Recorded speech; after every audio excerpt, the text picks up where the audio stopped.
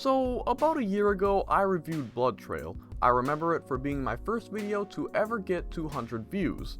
Obviously today, that's a pretty common number of views for my videos to get, but back then, before I even had 100 subscribers, that meant something to me.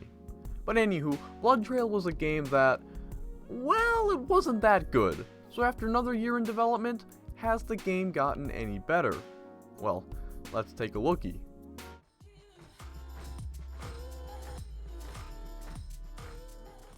In its current state, Blood Trail is a standard wave shooter where you survive for as long as possible while enemies come at you at a seemingly endless rate.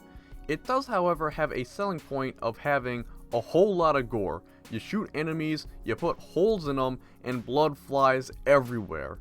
So, first up, positives. Shooting enemies is, to the game's credit, very satisfying. The gore is very well done, and it's just cool how enemies run at you and then ragdoll forward after you shoot them. While interactability with enemies is still very, very limited, pistol whipping people in the head is pretty damn fun. Sound also plays a larger role in this game now. Before, you really couldn't hear enemies, which made the game frustrating as they'd run up behind you and hit you with cheap damage. But now, they really fixed that. It's now easier to hear sounds around you, so it's to your advantage to listen for the creaking of floors or the rustling of leaves, so you can kind of get a feel for where the enemy could be. They did add a new game mode called Raid, so this game does offer a little more content than before.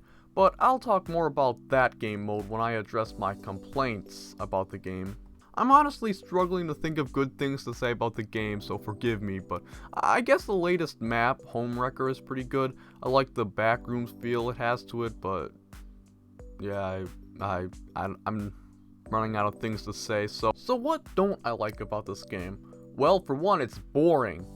In the wave mode, enemies for the most part only come at you one at a time. Sometimes they'll come at you in groups of 3, but I found myself just fighting one person at a time. Most of the gameplay in the wave mode section just boils down to you camping in a corner and shooting enemies point blank. There's no challenge to it, it gets old fast. I did mention that they introduced a new game mode called Raid. This mode takes place in a forest trail, which you must walk down as enemies bombard you to eventually make it to an enemy outpost, where you must clear out various buildings guarded by said enemies.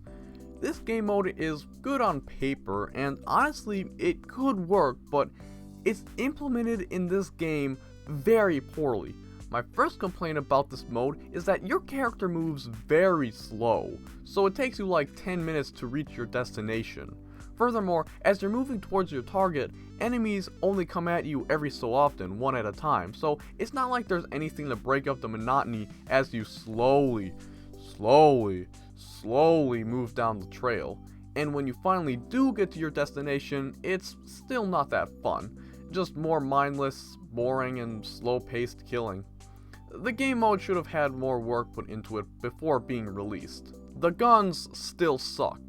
Guns feel clunky to use, reloading still feels awkward, recoil on the automatic weaponry feels weird, and I still find myself missing my grabs when I try to grab a weapon or magazine off of my body. With guns being such a big part of the game, you'd think that the developers would have polished and refined them before this game even came out. Also, left-handed users beware, because if you opt into a left-handed control scheme, your movement stick is moved to your right controller. Which, very frustrating to see that after a year, this hasn't been worked out. A lot of VR games give you a choice when it comes to movement. Do you want to move based on the direction of where your hands are pointed or where your headset is pointed?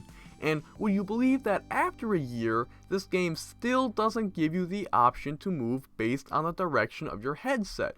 As someone who makes use of the latter control scheme, the game only grew more frustrating to play. I said in my first review of this game that, well, at least it runs good. But the thing is, the game actually runs a lot worse now than it did last year, and it's only getting worse with each new update. Realistically, this is the sort of game that shouldn't be too demanding on my PC. The graphics look just okay, the physics aren't anything special, and yet, the game runs terribly. It's choppy, it's bad, And with the game being so terribly unoptimized, why, might I ask, is so much unneeded content being added to this game?